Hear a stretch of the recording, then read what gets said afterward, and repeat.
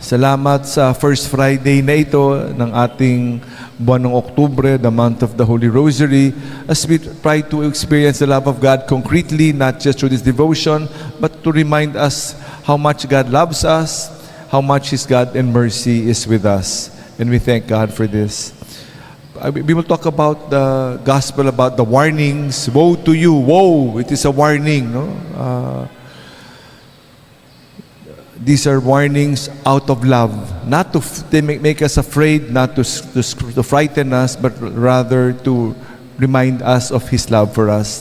And then we will talk about the pastoral letter of the Cardinal, which we will read tomorrow in all the masses.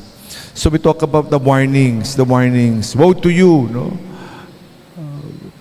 Sawing palad kayo, no? A warning, not because to frighten us again, but to warn us.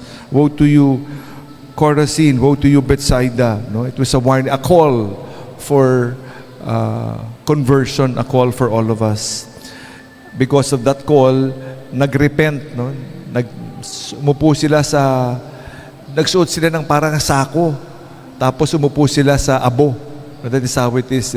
Sa atin, ang Ash Wednesday lang kapirasok. Iba ito, you cover yourself with ashes, you sit with the ashes, you wear this as an external sign of repentance. Heeding the warning. External sign lang yun. Pero sana yung external na yan, pumasok sa loob as a warning for us. We are asked not just for the outside, but sa loob. Kaya nga napakahalaga yung loob.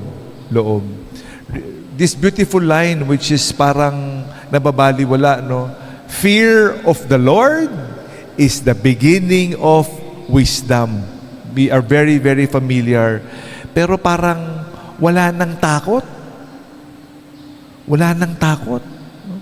Hindi ko nga maintindihan. I mentioned yesterday, kunyari, bumaha, at yung mga iba-ibang mga sakunang nangyayari dahil sa hindi nagamit yung tamang paraan yung pera nakalaan para sa baha. So how in the world can people continue to wallow in all this yaman na nakaw, no? How can that be possible? Walang takot sa Diyos. Wala nang takot sa Diyos. Ang takot na lang, anong sasabihin ng iba? Ang takot ay sa tao, pero walang katakot-takot sa Diyos. Because, again, it says, fear of the Lord is the beginning of wisdom. Pero wisdom, knowledge lang. Knowledge is power. Wisdom, nobody wants wisdom. Because wisdom will determine what is right and what is wrong. With all the knowledge, but you do not know what is right and wrong, imagine you have all the knowledge in the world, but you do not know what is right and wrong. There is no morality because everything can be justified. Kasi nung bata ako'y mahirap Kaya ngayon, bibili ako ng maraming kotse kasi dati wala akong kotse. Dati wala akong sapatos, bibili ako ng maraming sapatos. Lahat pwede palusutan, lahat may dahilan. But that is not what wisdom is. Knowledge will excuse you from all this, but wisdom cannot.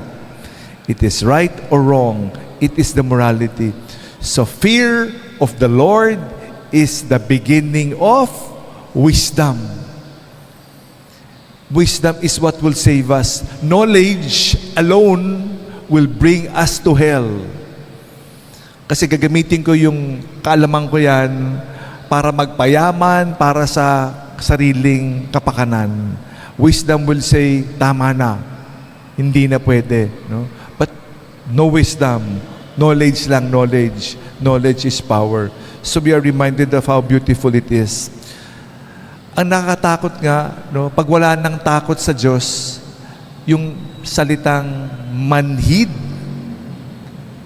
wala nang takot. Manhid na. Pag manhid, parang patay na. Patay yung konsensya, patay yung kaluluwa, patay yung espiritu dahil puros laman, namanhid na. sana wag tayo mamanhid. Sana, kasi kung masanay tayo, maliliit na bagay eh. Pero pag nasanay na, namamanhid na, baliwala eh. Kaya nga napakahalaga sana ng balik loob. Again, every first Friday is a good time na magbalik loob. It will help us soften that manhid, yung katigasan ng puso. Sana magbalik loob tayo. Sana, buwan-buwan nga, sinasabi lagi natin, magpalista, buwan-buwan tayo magpalista sa puso ni Jesus. Tomorrow, starting tomorrow, our dear Cardinal wrote a letter because of the massive, the magnitude of corruption. Grabe nga talaga naman kasi, talaga naman kailangan talaga tayo magdasal ng matindi. Simula bukas, tuwing 8:00 ng gabi, kakalembang ang mga bell to remind us to pray. But again, nakakatakot eh. We pray. Kaminsan yung iba, ginagamit dito naman pagkakataon para patalsikin. Pero kung pag pinatalsik natin, hindi naman yun ang tawag, not yet. No. Kasi pag pinatalsik, sino papalit? Yung papalit, babalik lang ulit kung hindi naman maayos yung pagpalit. Kaya nga, ang hamon sa atin, we do not change people. We change attitude. Our attitude. Kung hindi naman magbago, wala eh.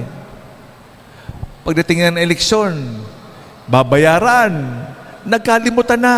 Naku, nagkalimutan na. Lahat yung sama na loob, yung pagnanakaw. Sige, nabayaran na ako. Kaya we have to change attitudes. If we do not change attitudes, it will repeat again, if not worse. Lumala, no? Kaya yun ang hamon para sa atin today as we ask the good Lord to help us this first Friday, to help us see the love of God as we turn to Him, as we heed the warnings of our lives. If not, we will have a worse fate than the cities in the gospel today. Help us with your love, most sacred heart of Jesus.